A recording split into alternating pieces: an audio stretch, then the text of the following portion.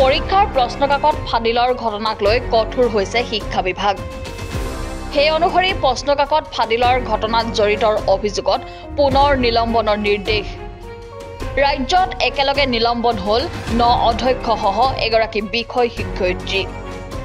বিলাসীপাৰাৰ লক্ষীগঞ্জ আদৰ্শ উচ্চতৰ মাধ্যমিক বিদ্যালয়ৰ অধ্যক্ষ মইনুল হক মণ্ডলকো নিলম্বন কৰা হৈছে। অধ্যক্ষগৰাকীৰ বিৰুদ্ধে একাদশ শ্ৰেণীৰ পৰীক্ষাৰ প্ৰশ্নকাকত ফাদিলৰ অভিযোগ উঠিছিল। প্ৰশ্নকাকত ফাদিল কৰাৰ অভিযোগত অধ্যক্ষ মইনুল হক মণ্ডল নিলম্বিত হোৱাৰ ঘটনাক আদৰণি জনাইছে স্থানীয় ৰাইজে। মাধ্যমিক শিক্ষা সঞ্চালক মমতা হুজায়ে অধ্যক্ষ মইনুল হক মণ্ডলক চাকৰিৰ পৰা তৎকালে বলবৎ হোৱাকৈ নিলম্বন কৰে।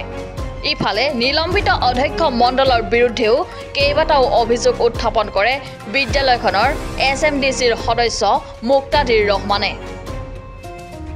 লক্ষীগঞ্জ হাই ছেকেণ্ডেৰী স্কুলৰ অধ্যক্ষক নিলম্বন কৰা হৈছে। এই নিলম্বনৰ সূত্ৰে আমি জানিব পাৰিছোঁ যোৱা উচ্চতৰ মাধ্যমিক শিক্ষান্ত পৰীক্ষাত গোটেই অসমীয়া প্ৰশ্ন কাকত ফাদিল হোৱা বুলি গম পাইছিলোঁ। এইখনতে 9জন অধ্যক্ষ এজন শিক্ষয়িত্ৰীৰ নাম সাঙুৰ খাইছিল। আজি এই অভিযোগৰ ভিত্তিত আমাৰ লক্ষীগঞ্জ হাই ছেকেণ্ডেৰী স্কুলৰ প্ৰধান শিক্ষক মইনুল হক চৌধুৰীক নিলম্বন কৰিছে। এই খবৰ জানি আমাৰ লক্ষীগঞ্জ ৰাইজে নথৈ আনন্দিত হৈছে। ইয়াৰ কাৰণ এই স্কুলখন লক্ষীগঞ্জ স্কুলখন বহুত পুৰণি স্কুল।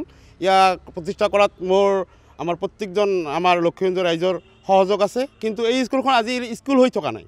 ইয়াত কোনো স্কুল বুলি ক'ব পৰা নাই। মই বাৰংবাৰ আমাৰ ৰাইজে অভিযোগ দিছিল যে এই প্ৰধান শিক্ষকজন একচুৱেলি জালিয়াতি। বিভিন্ন ক্ষেত্ৰত স্কুলৰ পইচাৰ পৰা মিড ডে মিলৰ পৰা আৰম্ভ কৰি নাৰী নিৰ্যাতন পৰ্যন্ত ছাত্ৰীক নিৰ্যাতন কৰা অভিযোগ এইজন প্ৰধান শিক্ষকৰ নামত আছে। গতিকে আজি যি চৰকাৰে যে সিদ্ধান্ত লৈছে এই সিদ্ধান্তক আমি আদৰণি জনাইছোঁ। এই প্ৰধান শিক্ষকক এই আমাৰ অধ্যক্ষক নিলম্বন কৰাত আমি আদৰণি জনাইছোঁ। এনেকুৱা কাৰ্য কৰিব লাগে আৰু এইখন উচিত শাস্তি দিয়া হৈছে।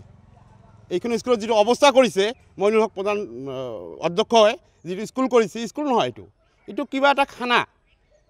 ইয়াত কি কাৰ্য নচলে, এইখন স্কুলত কি কাৰ্য নচলে বুলি কয়। ইয়াত মদৰ পৰা আৰম্ভ কৰি নাৰী নিৰ্যাতন পৰ্যন্ত স্কুলৰ ভিতৰত হয়।